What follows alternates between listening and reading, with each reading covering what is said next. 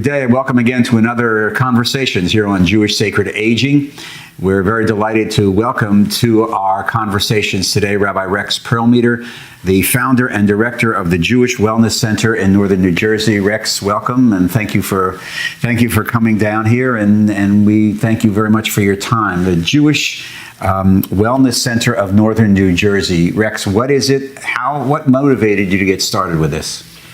Well, the motivation was an interest in personal spirituality, which developed throughout the 23 years I was in the pulpit rabbinate and then 5 years working for a national organization. We have done a lot of work in the mainstream religious world over the last few decades on transforming worship, making lots of changes to how we pray. It was my feeling increasingly that we weren't paying enough attention to why people do or don't pray. And so the interest in inquiring into the nature of the personal relationship with God, or that which is beyond us, became increasingly a driver in my rabbinate. The interest in wellness flows out of that, and also a long-time interest I've had in matters of health. Like most rabbis or other Jewish professionals, I've had my fantasy careers of what I would have done if not, and medicine was always one of them, until I took pre-med bio and had to switch to pass-fail. We've all been there. We've all been there. So when I was coming to this stage of life where I was looking for a new rabbinate and trying to understand what it is I'm really here to do now. This was an idea that had been forming in the back of my mind, and I sat down and thought about it and talked about it with my wife, and we agreed this wasn't just an idea, it was really a dream and a mission. And the mission is to help bring people practices for wellness framed in a Jewish context into their lives. Practices physical, emotional, intellectual, spiritual, and to bring them to individuals, but also to bring these kinds of offerings to institutions, the existing institutions of our community, Jewish and secular, which can respond to needs of people for which I think those institutions, as currently they exist, aren't properly designed or staffed. That's not a criticism of them, It's just that it's a very specialized kind of training that I've been increasingly acquiring over these years. So the Jewish Wellness Center of North Jersey will come to a congregation, an organization, an agency, and do a program or a series of programs, correct? Correct. So what would be an example of a type of program? Let's say a congregation wants to make use of your services and your expertise. What would a typical, let's say, Shabbaton look like?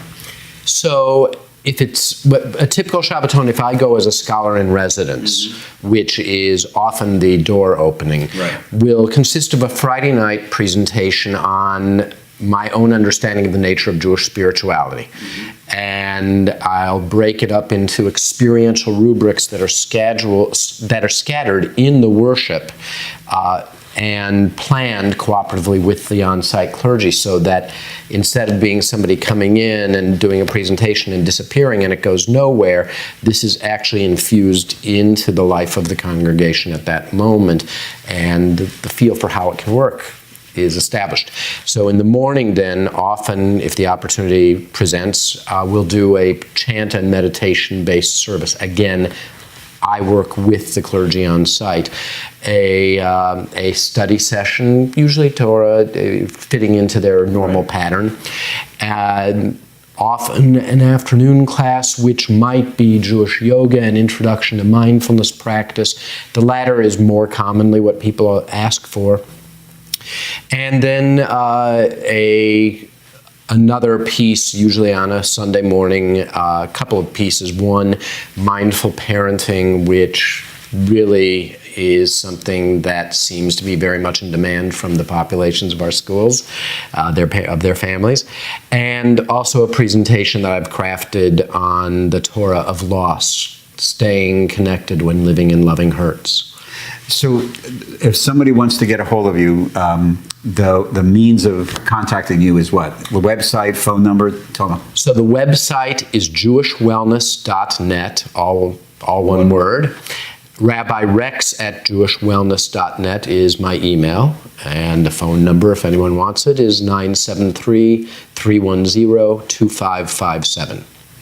You talked about in the beginning developing or coming to this realization because we've done so much in congregation land about how we worship. In your work and with congregations and in your work, have people started to talk about not necessarily how we worship, but who or what they're worshiping? Yes, absolutely. That's a big part of What are you finding? I'm finding that people, very much in keeping with the Pew Research, that people have a sense there is something beyond themselves. Many of them are operating still on the theology of their Betty Hollander Bible stories for little children. Pediatric Judaism. Yes, so when they hit the rough patches, they lose the connection to that God who they thought they believed in. They're still sensing there's something else, but there's a disconnect there, and my work is really designed to help bridge that disconnect. How difficult have you found it when you're out into the field and working in congregations, for example, to allow how difficult is it for people to have the courage to talk about their concept or lack thereof of God in a public setting? It is less difficult than you might think. A lot of the work that I do, both in planning those weekends and also our ongoing classes, so for example, an 8-week Building a Mindfulness Practice class, a lot of the work is about building a container of safety. Which means? Making it feel okay to express the touchy-feely or the doubtful. So in working with congregations and individuals, I'm wondering, have you found a receptive audience when you work, for example, or do you work with young people, teenagers, young adults? Are they as approachable on this issue as perhaps boomers are? So I haven't had the opportunity to do that much work with young adults other than the mindful parenting, if we're speaking truly young adults, but of that age. Teens, for example, I have found in the years that I've spent, like you, on faculty at camp, and also in a few of the visiting situations in which I've engaged, are very receptive to especially the meditative mindfulness practices. Really? They think it's cool. They may not necessarily yet know exactly what it is that they're looking for or experiencing, but they like the feeling of the experience. Something happens for them, which often they'll say doesn't necessarily happen except for if they're camp. Of course.